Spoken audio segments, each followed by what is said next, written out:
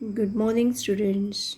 So, in the last lecture, we have seen the moment of inertia about the axis passing through the center and perpendicular to the plane of different shapes like a disc, a ring, and so many others. So, when the moment of inertia we are finding passing through the center about the axis passing through the center, then the mass is distributed about this axis equally. Okay, about this axis the mass distribution is same. Okay, we have studied this in case of ring and in case of disc. Suppose I want to find the moment of inertia of any body about the axis which is not symmetrical. Okay, so about any other axis like this. Suppose this is a rod and this rod is rotating about this axis. Now this axis is not passing through exactly its center. So the mass distribution is not same everywhere. The mass distribution on this side is very less comparative to this side, right? And suppose you want to find the moment of inertia of this rod which is rotating about this axis. Then how you will find? In the same way, in case of ring or disc, suppose we have seen the moment of inertia which is about this axis passing through the center and perpendicular to the plane. Suppose ring is rotating about its diameter diametrically in this way. Okay, then how will we find the moment of inertia? Okay, now this diameter is perpendicular to this axis. This diameter is perpendicular to our axis. Okay, and if we will see, this axis is parallel to our axis, that is the axis passing through the center, right? So this is parallel to this axis. So to find out the moment of inertia about any other axis of any shape of object, okay, we have to see the two different theorems. That is, one theorem is parallel axis theorem and one is perpendicular axis theorem. Okay, so today we are going to study the theorem of parallel axis. Okay, so let us study what's the theorem of parallel axis and how it is derived. Okay, so today's topic is theorem of parallel axis. Okay, consider this is a body of any shape.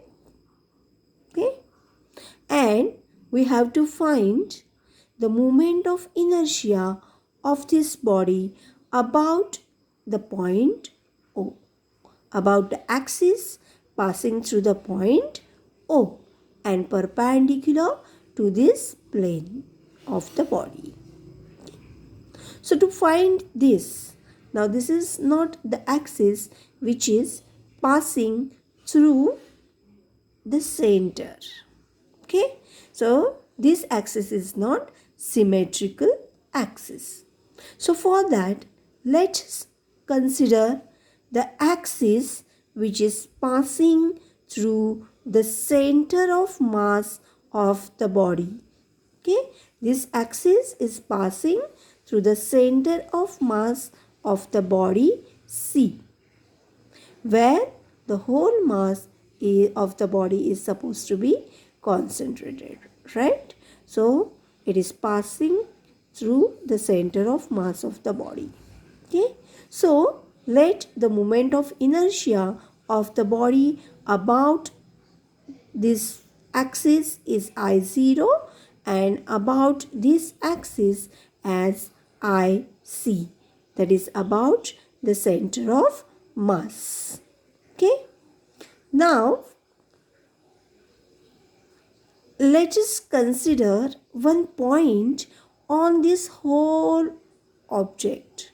Okay, if we'll consider a point on this whole object, we'll get the moment of inertia of this point about the axis, about this axis, and after integration we'll get the moment of inertia of this whole body. Okay, so let this point be D and let its mass be small dm, and capital M is the mass of this body. Okay, now we'll join this, then the distance from this axis, okay, from the axis passing through the O is OD, and the distance from the center of mass is DC or CD of this dm. Okay, so let us find, so what we can say, the moment of inertia of this point about the axis passing through the point O is equal to how will write, I0 is equal to, we'll call it as I0 is equal to OD square dm. OD square dm, right? Because moment of inertia, the definition of moment of inertia is R square dm. R square dm. Okay, so according to the definition it will be OD square dm, and the moment of inertia of the same point, same mass about the axis passing through the center of mass, it is equal to how much? CD or DC square dm. It is equal to DC square dm. Now this, both the axes, see, IC is parallel to IO. Okay, this axis is parallel to this axis, and let the distance between them, perpendicular distance between them, is equal to H, that is OC. Now let us find its value. So I0 is equal to, we know that according to the definition, I0 is equal to OD square dm. But let us produce this up to the point N, and let us draw a perpendicular DN. So we'll get one right angle triangle. So according to Pythagoras theorem, in right angle triangle, OD square is equal to DN square plus NO square. So let us substitute this value. We'll get dn square plus no square dm. Okay. So again here dn square integration, dn square plus, we are integrating this as, right, we are considering the moment of inertia of whole object. So dn square plus, so let us go for NO. What is the NO? The whole NO means it is equal to OC plus CN, or you may say NC plus CO. Okay. So let us substitute here CO plus NC bracket square instead of NO square. dm. Again, let us solve this bracket, that is a plus b bracket square. By using this, we can solve this bracket. Okay, so dn square as it is. After solving this bracket, we will get nc square plus 2nc into co plus co square, that is a square plus 2ab plus b square, by using this formula, into dm. Okay, now we'll consider this 2, integration of this 2. If you will see, dn square plus nc square. Okay, see, dn square plus nc square. Again, according to Pythagoras theorem, in this small right angle triangle, DCN, in this right angle triangle, again it is equal to DC square. Okay, DC square is equal to DCN square plus DN square. Okay, so instead of this 2, we can substitute the value. It is equal to DC square. DC square plus, as it is, 2nc, and how much is the CO? CO is h. We have considered this distance as h. So nc into h plus CO square, that is h square dm. Okay, which is equal to integration dc square dm. Let us separate this integration. Okay, so we'll get integration dc square dm plus 2h. 2h is constant. H is going to remain same everywhere. So 2h is constant. Take out of integration. In here it is remain nc dm. Plus again h square is constant. Take out of integration. So here it will remain integration dm only. Okay.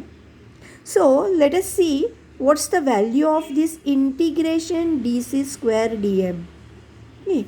So integration dc square dm means this is the moment of inertia of the whole body about the axis passing through its center of mass, that is IC, which is equal to integration dc square dm. So let us substitute. Instead of dc square dm, here it comes equal to IC plus, now here 2h nc dm. Okay, so consider this distance nc dm. Now nc, this is, here we have to consider this axis passing through the center of mass. Okay, axis passing through the center of mass. So about the axis, any x, distance nc, which is from the axis passing through the center of mass. So this is everywhere. It is equally distributed everywhere about this center of mass. This distance, the mass distribution is same everywhere about this center of mass. So that's why this NCDN, okay, this NC, a very small distance if we'll consider, then it is equal to, it comes, value of this comes equal to 0, as it is about the mass distribution about the center of mass is symmetrical. That's why it comes equal to 0. Okay, because the addition of this is vector sum. Now it becomes equal to 0, and that's why this whole term becomes 0. Now what about this h square? Integration dm. Integration dm means it is the integration of small masses, so of the particles, and it comes equal to the whole mass of the body, that is capital M. So this term becomes capital M H square. Okay. So what we got here, see, I0. I0 is the moment of inertia of the body passing through any axis which is parallel to the axis passing through the center of mass. So this I0 is equal to IC. IC means, IC is the moment of inertia of the body about the axis passing through the center of mass, plus mh square.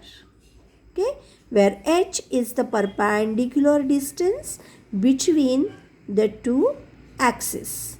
H is the perpendicular distance between the two axes, and m is the mass of the whole body.